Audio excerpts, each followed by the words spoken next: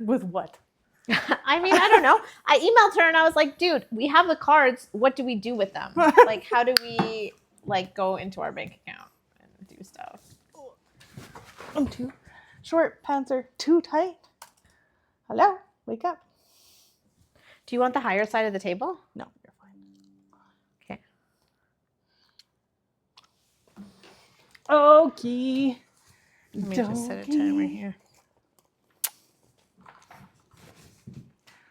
Can you quickly go look and see if you can see me in the camera? I'm sure you can. Yes, I will. Do I look weird? Nope, you look great. Good. You can kind of see the hallway. Do we care about that? No. Okay. Most of our videos are like stacked anyways. It'll be close up on our face. I'm just going to close this blind because it makes a weird like glowy light. Oh. I love that people will think that my house is this tidy, like of this little area. It's perfect. Yeah. No, for fuck's sake. That's okay. Okay. They're fine. Reset. Start. Here we go. All right. In 3, 2, 1. Hello. Welcome to another episode of Ambition After Hours, the podcast for female entrepreneurs and bosses everywhere. We have some guests today. Yes. So you might hear them in the background. today we are filming at my house and I don't have a closed off office space. Maybe this could be my low. And my dogs are very needy humans. So if you hear some barking in the background, apologies in advance.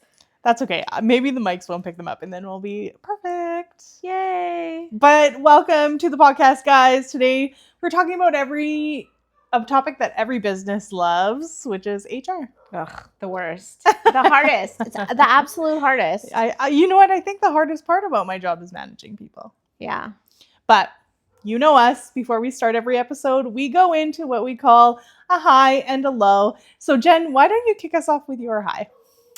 My high for this week was that I put myself on a TV diet. So I have this habit of saying like, oh, I don't have time for my garden. I don't have time to do all the golfing I want, I don't have time to practice golf. I have time to golf, just not to practice golf, which is, sus to say the least. So I decided to put myself on a TV diet during the week so that I wasn't watching any TV at all during the week. And it turns out that not only did I sleep a little better, I had a lot of fun. I got halfway through a novel, which I'm super addicted to. Okay. I pulled some weeds, I did some gardening, and I didn't even miss it. So instead of feeling like I always didn't have enough time to do the stuff I wanted to do, I actually felt like I got to do all of the things I enjoy. So I think I'm going to continue with it like 4 days a week, kids. Like I'm still going to watch TV on the weekend, and I'm still going to watch that show Stick on Apple TV. It's so good. Anyway, so that's my high. Nice. What about you? I just want to comment on the I don't have time to practice golf. I feel like every time we golf, we're practicing golf. That's what it feels like. It's true, but I think you're supposed to do the boring stuff where you go and putt for a million years. Yeah, no, fair enough. So my high was I just got back from Invermere, BC, where they don't have very good tech reception, so I spent a lot of time not on my phone. Love that. Yeah, which is anxiety striking for me, but also I think it was good to just switch, turn it down a little bit, because I can get caught up in being online all the time. Can I just say that actually might have been my low, because I spend a good portion of my time messaging Brittany other posts that I see on Instagram that I think are hilarious, and I was just messaging into the abyss. My heart only once a day you get a reply, oh god. But we actually went up to, I don't know if you've ever been there, but it's called White Swan Provincial Park. No, I've never been there. And you go past the hot springs, and the road's a little sketchy. It's a logging service road, so you're literally looking off a cliff. But once you get up there, the lake is blue. It's shallow. You can see the fish swimming. It's pretty picturesque. So We took the dogs up there and they had a blast. Cooper learned how to swim. Aw, I He love taught Benny Cooper. how to swim, which is kind of cute. So we spent, like a whole weekend at the lake, like letting the dogs just be dogs.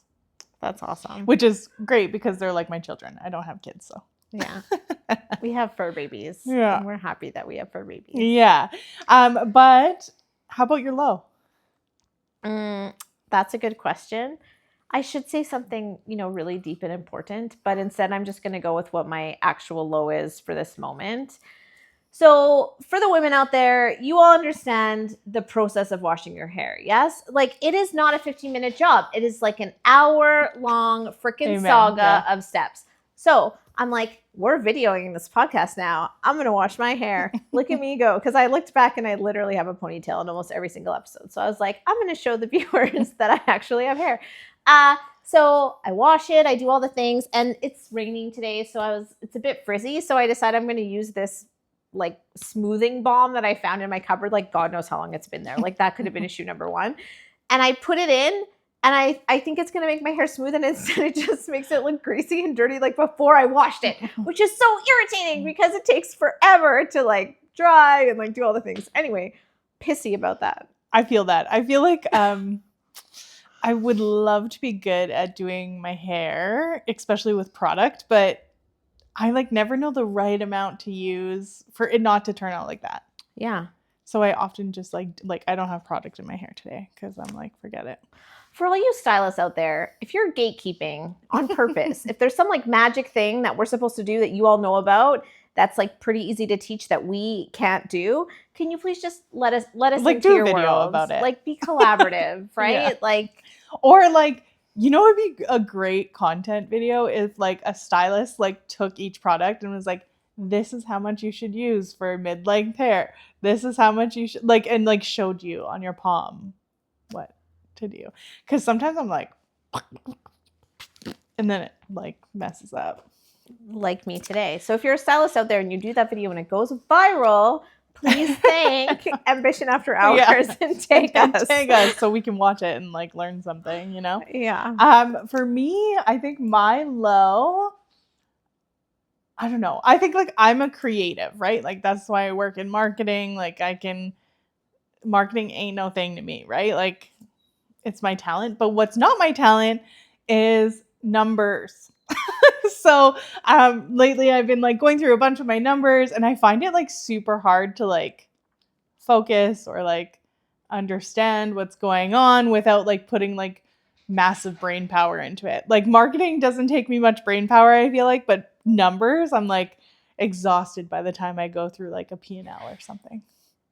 So I just like was driving here being like, I wish I had that talent. When you like go to school and you're in class and there's like one really good person at math.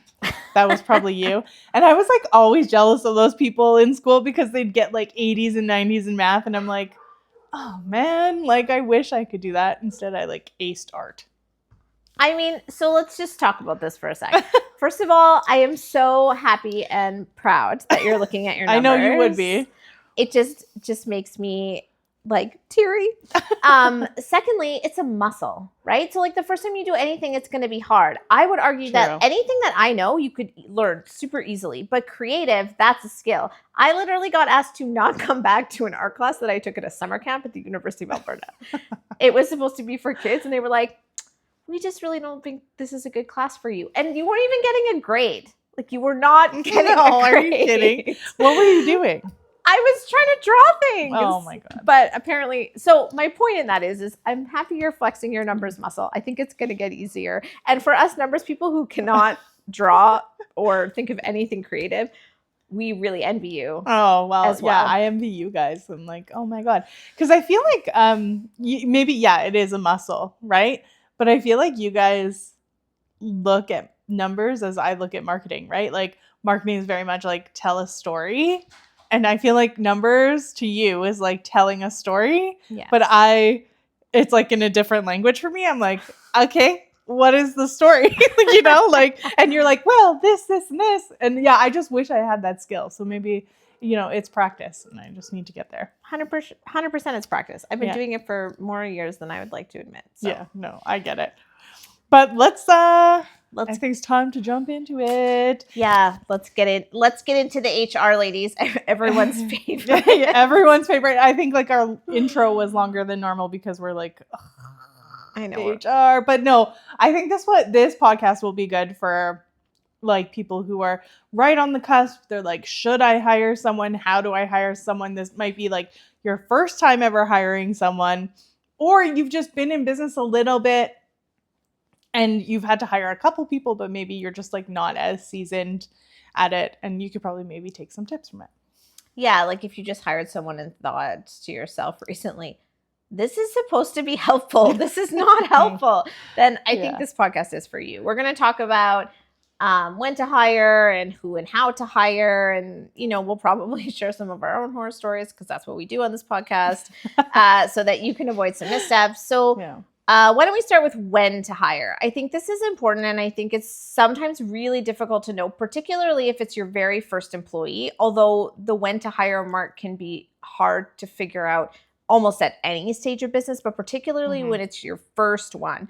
So what are some cues that you saw in your business, Brittany, when you hired your first employee? Like, where were you at where you're like, I need to hire? For me, it was a little bit different because I had a business partner that was very skilled in one thing, and I was not skilled in that thing at the time.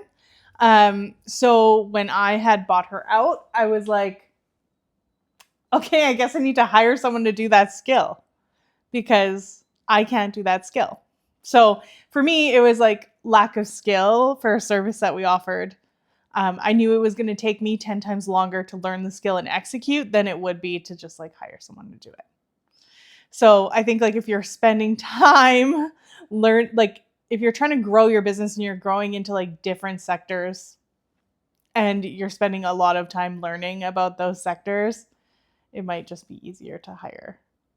Fair. Yeah, fair. But also, we talked about this a lot. Like if you are spending a lot of time in your business and not on your business, there's probably tasks there that you can hire someone for, right?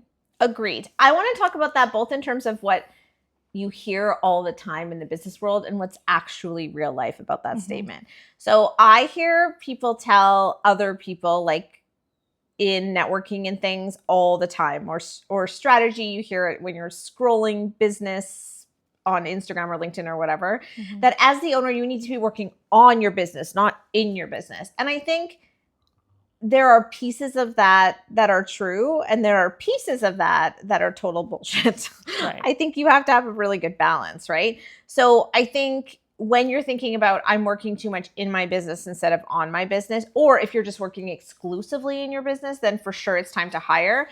I have seen this go the other way, where someone has hired somebody to do everything in their business so they can just work on their business, not really understanding that from a cost perspective and in terms of what their unique value was to their own business. Right. It just turned into kind of a mess and the business wasn't profitable. So I think when you're thinking of I need to work on my business, I would say in the early stages, you really have to define what that means. In the early stages, you're spending maybe I would say for me, like it made sense to spend 10 to 20% of my time on pure strategy type on the business things, fixing processes, like thinking about strategy and growing new service lines and reimagining the business, those kinds of tasks.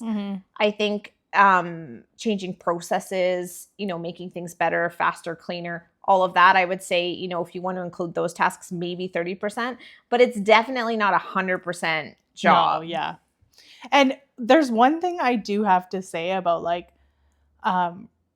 people think like when you're hiring, you need to hire a full-time person, and that's just not true. Like my very first hire was a part-time person, and they came on and did the job and the skill that I needed them to do, and they stayed on with me for a couple of years and then moved on to like, do whatever else. But it doesn't have to be like a full-time investment, right? Like there's lots of people, there's moms, there's people who are just looking for additional income. Like there's lots of people that will work part-time and still show up for you in your business.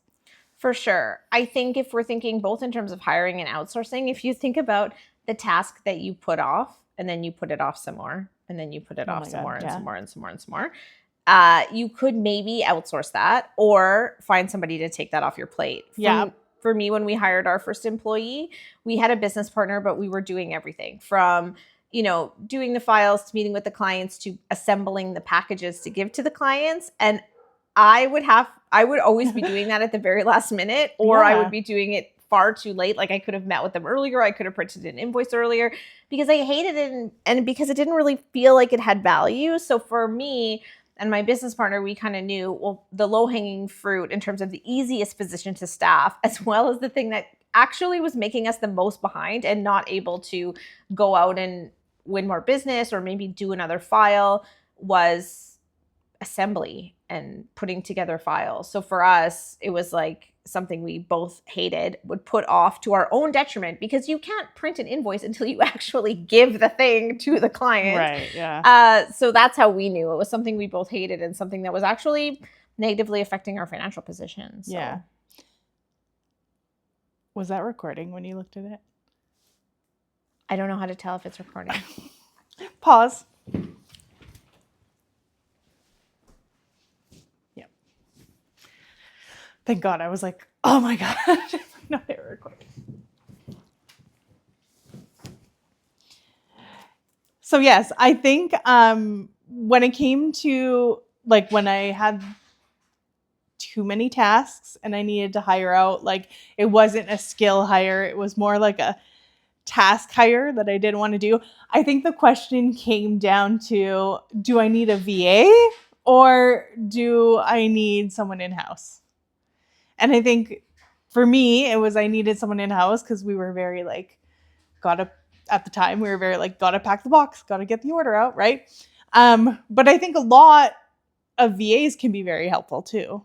Yeah, I would agree with that. And, back in the Stone Ages when we were hiring our first employee, yikes. VAs. VAs, like, I don't think like 9 years ago, VAs were such a big thing. No, they weren't. And there weren't as many really skilled ones. If I was deciding now between whether I needed a VA or an in-house person, I think I would think about things like, do I need them to work on a certain schedule? So, like, do I need them to answer phones, talk with clients? And if I do I need that to happen in regular business hours?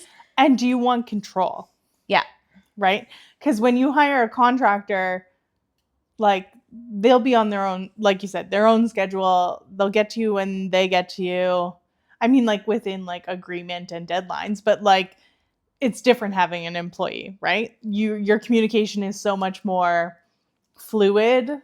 When they're like on the clock for you, you can reach out to them so do you want control or do you want someone just to do the task, right? Is it maybe time sensitive or like for us, we have things like coming in daily that some might be urgent, some might not. So for me, it made sense to hire in-house because I'm like, okay, well, I know like things are going to be urgent and I'm going to want them done quicker. And that's just my personality. Like we've talked about it before. I'm like get it done now. Oh, email's in, got to answer it. Right. So that is just, I found for me hiring a part-timer was better than hiring a VA. And I've tried a couple different VAs, but I think I like the communication style more with someone in-house. I would agree with that. I would also say that if you're going to hire even part-time or how you can hire part-time, because we're talking like a little bit about when to hire as well. Yeah. You have to make sure that you can afford to hire and you can afford both in terms of the amount of work and the amount of money. Right. So if, at one time of the year, like one time of the month, you have an extra 10 hours of work or you have like 2 or 3 tasks a month that you can't get to, one, from a cost perspective, you might not be at a point yet where it makes sense to have even a part-time person. But 2, those kinds of things you could probably easily outsource. Maybe. Yeah, no, I agree with you. I was just going to say, but it's kind of funny now to see how like the VA service offerings have evolved, because it's almost like you're just like paying for a part-time person anyways now, right? Like most of these VAs, you like buy hours or you pay a membership. So like, I don't know, like $1 there, $1 in payroll. Yeah. Yeah, I agree with that for sure. I'm just saying it might be harder to find might be harder to find a VA that works on a more flexible, like, because you're like, if you only need it 2 hours a month and then next month you only need 1 hour, and then 1 month you might not need it. It might just be like hard to find a VA that operates on that flexible of a pay schedule. Sure. Yep. Yeah. That makes sense too. I can't honestly say that I've tried to hire a VA, just because the confidentiality aspect of what we do almost prohibits being able to use that service, because oftentimes it's very remote and you're using, certain softwares, and it just really depends. So that hasn't been an option too much for me in my line of business, but I have heard that they want a guaranteed number of hours per month and things like that, in which case maybe you'd want the extra control. But let's talk about what it actually costs. Okay, yeah. I mean, let's talk about that. So you need to know you can afford an employee, right? When I'm talking with my clients and they're trying to budget for their new team members, they often think it's what I pay them in a year, period. Or what I pay them by hour times the number of hours. And that is underestimating by a huge, huge margin for a couple of reasons. I always try to, I'm pulling it back to finance again. Somebody stop me. But I think this is important when you're thinking about when to hire. So here in Canada, depending on where you're listening or what state you're listening or what country you're listening in, there's usually other requirements that come with having a team member. There are severance requirements. There are vacation pay requirements. There are stat holiday requirements. And here in Canada, we also have pension requirements and employment insurance requirements. Yeah. So on the low end, if you're to estimate what those cost over the course of a year, it's another 15% on top of what you're paying your team member. Like, that's a really rough number, but I say usually factor in at least 15% higher than whatever salary you're paying them, than whatever hourly wage you're paying them. So just be really mindful that their hourly wage is not nearly the cost of having an employee on your team. Yeah. And I think in my first couple years of business, I didn't even think about that. And I was just then I'm whoa. I'm well, why is this so much more expensive? Because then you get into employee tax or whatever. You pay it every payroll. What am I thinking about? Remittances. Yeah, remittance. Yeah. And you're what? Why am I paying this? I've already paid, it's another tax, whatever. That's a whole other, tax is a whole other beast. But there, and not only that, but then you're buying tech for this person, and they go vacation pay, all of these other things that you have to think about. So I retract what I said about VAs. Maybe it is cheaper, is what I'm saying. So, 15% though. I would say 15% is probably where you want to go in terms of just the cost of paying them. The other thing you want to factor in is if you're getting 75% efficiency out of your employees, you're doing well. I mean, overall, because, employees, they have to use the bathroom. They have to go get coffee. If you just think about those things and you don't think about training and rework and corrections and all of those other kinds of things. I worked with a business consultant a while ago, and he was of the opinion that if you're getting 75% efficiency in terms of actually going onto an invoice or going into the service you provide on your employees, you're doing really well. So if you have 10 hours of excess work, if you're the kind of business that has, 10 hours, and you kind of know what it takes to do in 10 hours, you probably need to schedule a person for, 12 hours, 14 hours. Just because I'm an accountant does not mean I can do mental math, but, somewhere in there to have 10 hours of pure work happen, right? And so there's that. Yeah, that's a great point, because as the business owner hiring someone, one, this is just hard truth, they're not going to care about your business as much as you care about your business. Two, they're not going to come in knowing the knowledge that you know, and it takes time and training and money to help them get there. So I think you're right in like saying like, oh, I know that I could do this job in 5 hours. But someone green coming in, it might take them 10 or 12. Yeah. And that is the biggest frustration in my job.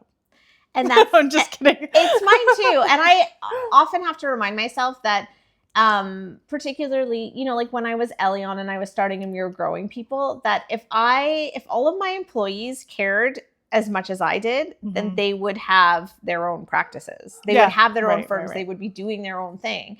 They want different things. They have different skills. That's why they're applying to your position. So it would be fruitless. I had to remind myself, it's fruitless to look for another me because that's not really what I want. Also, because I'm super opinionated and kind of hard to manage. If I had to manage me, I'd be like, peace out. This is